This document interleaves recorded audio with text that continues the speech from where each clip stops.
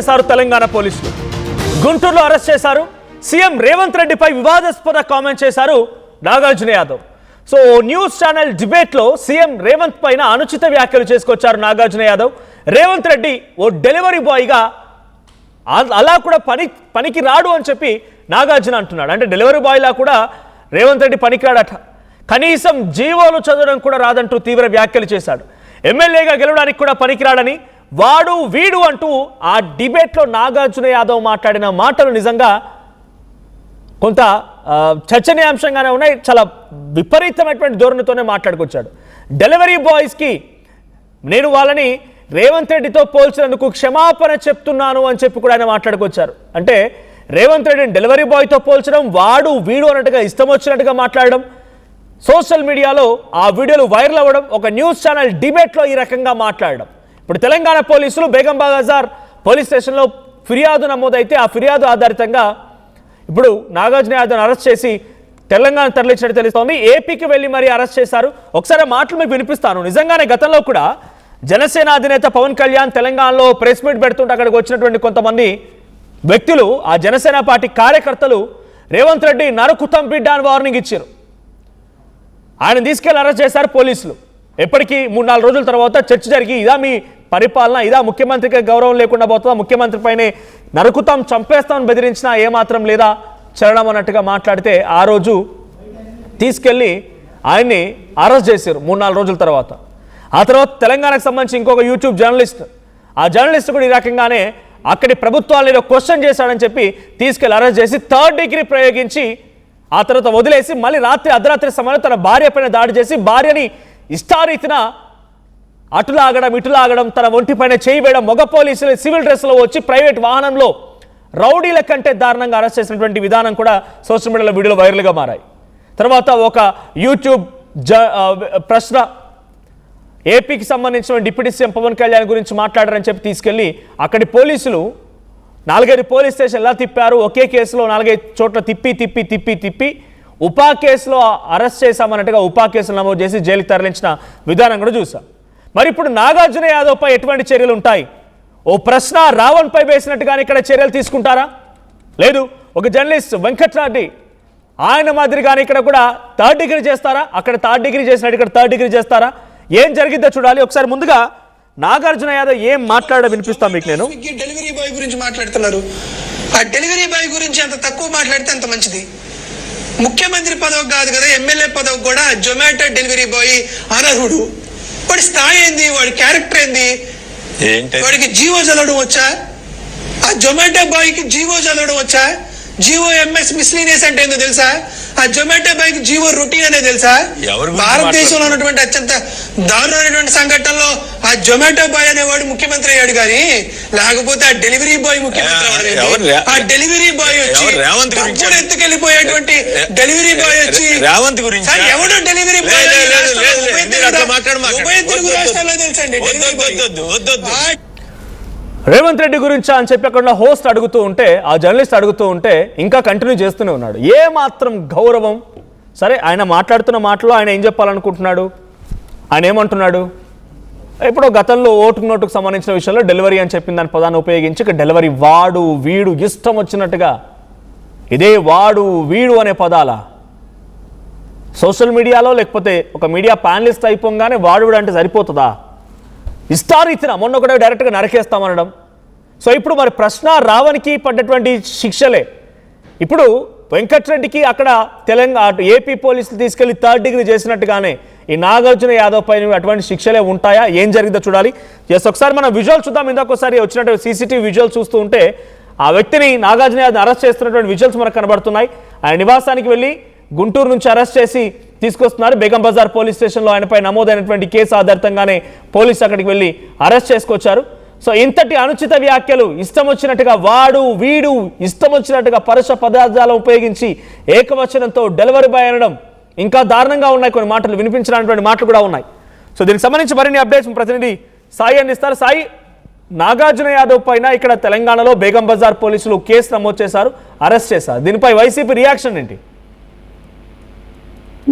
దీనికి సంబంధించినటువంటి అంశం పైన నిన్న తెలంగాణ నుంచి వచ్చినటువంటి పోలీసులు గుంటూరులో ఉన్నటువంటి నాగార్జున యాదవ్ అపార్ట్మెంట్ కి వెళ్ళడం జరిగింది. అక్కడ ఈ కేసుకు సంబంధించినటువంటి అంశాలపైన అరెస్ట్ చేస్తున్నామంటూ కూడా చెప్పడం ఆయన అక్కడి నుంచి తరలించారు. అయితే ఆ సమయంలో కుటుంబ సభ్యులు అడగడం జరిగింది, ఎక్కడికి తీసుకెళ్తున్నారో, అసలు ఏంటి కేసు అనే విధంగా అడిగినప్పటికీ వాళ్ళు తెలంగాణ పోలీసులు క్లియర్ గా మీ స్టేషన్, మీ పరిధిలో ఉన్నటువంటి స్టేషన్ నల్లపాడు పోలీసులకి మేము పూర్తి స్థాయిలో వివరాలు అందిస్తామంటూ కూడా చెప్పడం జరిగింది అనే విధంగా కూడా కుటుంబ సభ్యులు చెప్పడం జరిగింది. అదేవిధంగా నాగార్జున యాదవ్ కు సంబంధించినటువంటి ఆమె భార్య వెళ్లి నల్లపాడు పోలీస్ స్టేషన్ లో ఫిర్యాదు కూడా చేయడం జరిగింది. అయితే నల్లపాడు సిఐ భాస్కర్ క్లియర్ గా ఆమెకి వివరాలు అందించడం జరిగింది. ఈ కేసులో ఎక్కడా కూడా మేము ఇన్వాల్వ్ అయినటువంటి పరిస్థితి లేదు, ఇదంతా కూడా తెలంగాణ పోలీసులు కేసు నమోదు చేయడం జరిగింది, వాళ్ళే తీసుకువెళ్ళడం జరిగింది అనే విధంగా కూడా నాగార్జున యాదవ్ భార్యకి చెప్పడం జరిగింది. అయితే దీనిపైన వైఎస్ఆర్సీపీ పార్టీకి సంబంధించినటువంటి కొంతమంది అయితే ఇప్పటికే రెస్పాండ్ అవ్వడం జరిగింది. ఎలాంటి కనీసం నోటీసులు లేవు, ఏమీ లేదు, ఏ కేసులో అరెస్ట్ చేస్తున్నారు అనేది కూడా చెప్పకుండా అరెస్ట్ చేయడం ఏంటంటూ కూడా వాళ్ళందరూ అయితే ఖండిస్తున్నటువంటి పరిస్థితులు ఉంది. ఒకవేళ అరెస్ట్ చేయాలనుకునే వాళ్ళు ముందుగా నోటీసులు ఇవ్వాలి, ఏ కేసులు అరెస్ట్ చేస్తున్నారు అనేది కూడా కుటుంబ సభ్యుల కన్నా కనీసం సమాచారం ఇవ్వాలి కదా అనే విధంగా కూడా వాళ్ళైతే ప్రశ్నిస్తున్నారు. మరి చూడాలి. ప్రజెంట్ అయితే బేగం బజార్ పోలీసులు అయితే నాగార్జున యాదవ్ అదుపులోకి తీసుకోవడం జరిగింది. నిన్న ఆదివారం అవడంతో కోర్టులో కూడా ప్రొడ్యూస్ చేసేటటువంటి పరిస్థితి ఉండదు. ఈ రోజు కంపల్సరిగా విచారణ చేపట్టిన తర్వాత కోర్టులో ప్రొడ్యూస్ చేసేటటువంటి అవకాశాలు ఉన్నట్లు తెలుస్తుంది.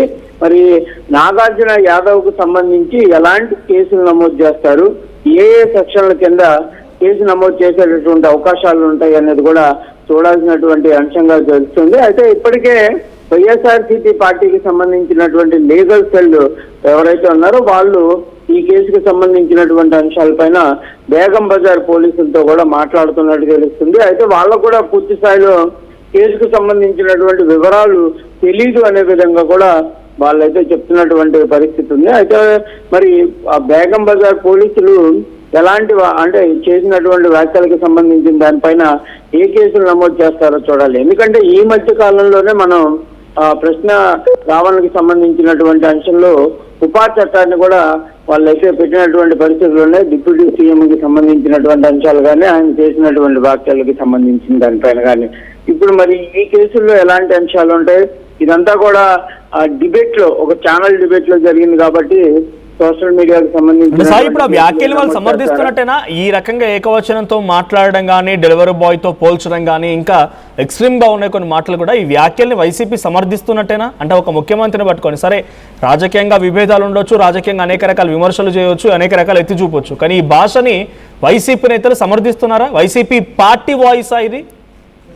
అంటే ప్రధానంగా మనోజ్ ఇక్కడ ఒక అంశం చూడొచ్చు. నాగార్జున యాదవ్ అనేటటువంటి వ్యక్తి వైఎస్ఆర్సీపీ రాష్ట్ర అధికార ప్రతినిధి. ఆయన మాట్లాడినటువంటి వాక్యాన్ని కంపల్సరిగా పార్టీ స్టాండ్ కింద చూడాల్సినటువంటి పరిస్థితులు కనిపిస్తాయి. కాకపోతే మాట్లాడినటువంటి అంశాలపైన ఇప్పటి వరకు ఎవరు కూడా వైఎస్ఆర్సీపీ పార్టీకి సంబంధించినటువంటి నేతలు ఎవరు కూడా కనీసం ఆ వ్యాఖ్యలను ఖండిస్తున్నాం, ఆ పొరపాటున జరిగిందనే విధంగా కనీసం చెప్పినటువంటి పరిస్థితి లేదు. ఎందుకంటే ఈ కేసుకు సంబంధించి కూడా టీపీపీసీ రాష్ట్ర కార్యదర్శి అయినటువంటి కైలాస్ సజ్జన్ ఈ కేసుని 10వ తారీఖు బేగం బజార్ పోలీసులో ఫిర్యాదు చేయడం జరిగిందనే విధంగా తెలుస్తుంది. అంటే ప్రస్తుతం 3 రోజులు గడుస్తుంది. ఈ 3 రోజుల్లో నాగార్జున యాదవ్ ని నిన్న అదుపులోకి తీసుకున్నారు. 10వ తారీఖు కేసు నమోదు చేస్తే 12వ తారీఖు అదుపులోకి తీసుకున్నారు. 2 రోజుల సమయం ఉంది. ఈ 2 రోజుల సమయంలో ఎక్కడా కూడా నాగార్జున యాదవ్ కూడా కనీసం తాను మాట్లాడినటువంటి మాటలు తప్పుగా జరిగింది అనే విధంగా కానీ, లేకపోతే ఇంకో అంశాలు కానీ ఎక్కడ అతను కూడా రియలైజ్ అయినటువంటి పరిస్థితి లేదు. వైఎస్ఆర్సీపీ పార్టీ కూడా ఈ వ్యాఖ్యల్ని చాలా లైట్ తీసుకున్నట్లు కూడా తెలుస్తుంది. వాళ్ళు ఎక్కడా కూడా ఖండించినటువంటి పరిస్థితి అయితే లేదు. కాకపోతే ఈ వ్యాఖ్యల్ని మాత్రం కాంగ్రెస్ పార్టీ, తెలంగాణ కాంగ్రెస్ పార్టీ మాత్రం చాలా సీరియస్ గా తీసుకుంది. ఎందుకంటే ఒక ముఖ్యమంత్రిని ఉద్దేశించి ఒక ఛానల్ డిబేట్ లో లక్షలాది మంది చూసేటటువంటి ఒక డిబేట్ లో ఇష్టం వచ్చినట్టు మాట్లాడటం ఏంటనే విధంగా కూడా తెలంగాణ కాంగ్రెస్ పార్టీ నేతలు అయితే తీవ్ర ఆగ్రహాన్ని వ్యక్తం చేస్తున్నారు. కంపల్సరీగా ఆ వ్యాఖ్యలు చేసినటువంటి నాగార్జున యాదవ్ పైన మాత్రం కఠినమైనటువంటి చర్యలు తీసుకోవాలనే విధంగా వాళ్ళు కోరుతున్నటువంటి పరిస్థితులు కనిపిస్తున్నాయి. దీనికి సంబంధించి మరికొన్ని కేసులు కూడా నమోదు చేసేటటువంటి అవకాశాలు కనిపిస్తున్నాయి. యాంకర్ కొమ్మినేని శ్రీనివాస్కు సంబంధించి కూడా కేసు నమోదు చేసేటటువంటి అవకాశాలు కనిపిస్తున్నాయి. ఎందుకంటే సజ్జన్ ఫిర్యాదులో క్లియర్గా కొమ్మినేనిని కూడా ఇన్వాల్వ్ చేయాలంటూ కూడా కోరినట్లు తెలుస్తుంది. ఎందుకంటే ఈ వ్యాఖ్యలు నాగార్జున యాదవ్ చేస్తుంటే కనీసం ఖండించకుండా ఆ డిబేట్ ని ఆపివేయకుండా అలానే కొనసాగించారంటూ కూడా వాళ్ళైతే ఫిర్యాదులో పేర్కొనడం జరిగింది. కాబట్టి మరి కొమ్మినేని శ్రీనివాస్ పైన కూడా కేసు నమోదు చేసేటటువంటి అవకాశాలు ఉంటాయా, ఎలాంటి అంశాలు ఉంటాయో చూడాలి.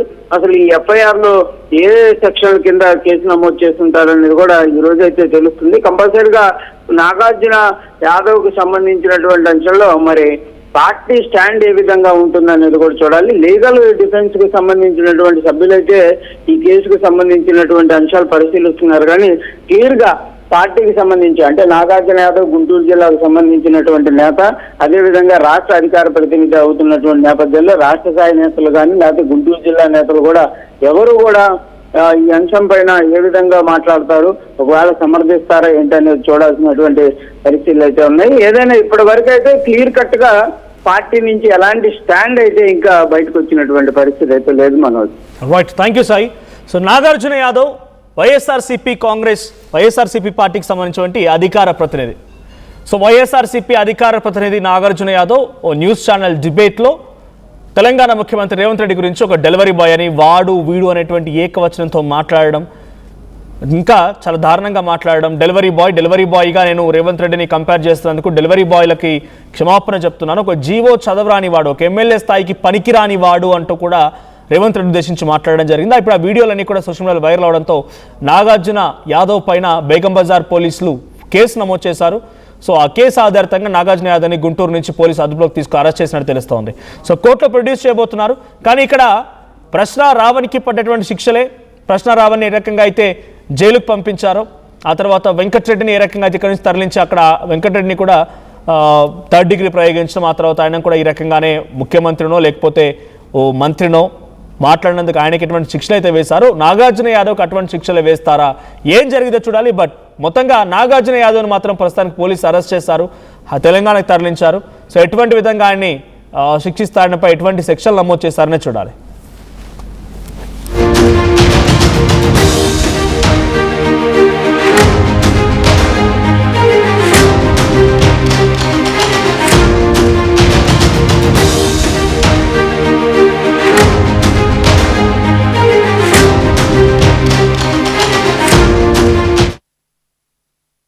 టోర్నమెంట్ కి ముందు పెయింట్ ఎలా చేస్తాం?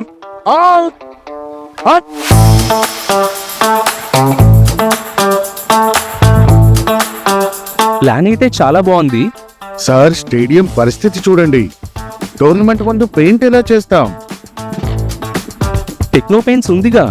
Techno paints, township, dam, stadium లేదా మనీళ్ళు, పెయింట్స్ నుంచి పెయింటింగ్ వరకు పూర్తి సొల్యూషన్ కావాలంటే మేమున్నాం.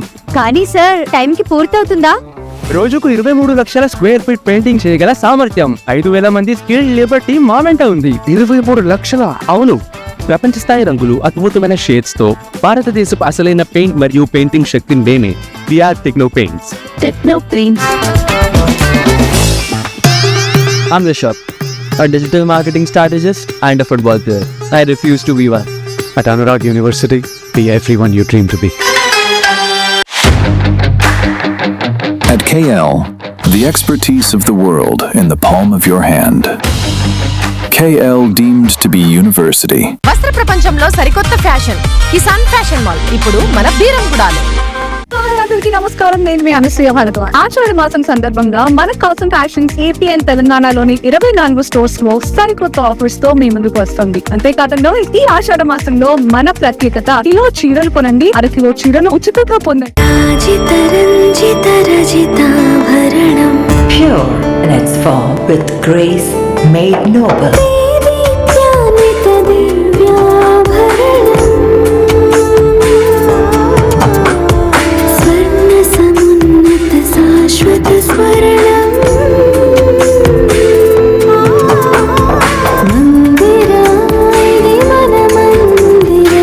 Mandira Premium silver jewellery by Manepalli. తెలంగాణలో అతిపెద్ద family shopping mall Mangalya shopping mall ఆర్సీపురంలో అంబేద్కర్ స్టాట్యూ ఎదురుగా జూలై 12న రాశి ఖన్నా చేతుల మీదుగా గ్రాండ్ ఓపెనింగ్. అదిరిపోయే ఇనాగరల్ ఆఫర్స్ అస్సలు మిస్ అవ్వకండి. Mangalya shopping mall, Telangana, Andhra Pradesh, Karnataka.